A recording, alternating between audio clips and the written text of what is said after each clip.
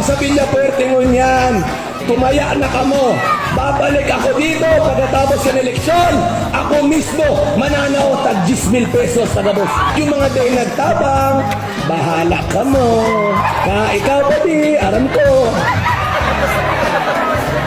Binakal kang Villafuerte ang daga sa imo. Pero balita da, kontra ka sa Villafuerte. Salayan. Salayan pa di. Adi, may paglalagyan ka pa di. Di. Ang mga naka-star dyan sa daga, na dahil nagtatapang sa Villafuerte, halak ka na tumindo. Pagkatapos ka na eleksyon, ako maligid. Pero ang nagpapadangan sa Villafuerte, hindi lang 10,000 ang itatao ko sa lumbang na pamilya. Magtawag ka mo! Ang mayong daga, mababakal kami kaning daga, ipapanaw namin. Kaya kami haloy sa pwesto. Dahil pag tinarang, ginigibo. Kami mga mababuot na pamilya, hindi kami bayolente.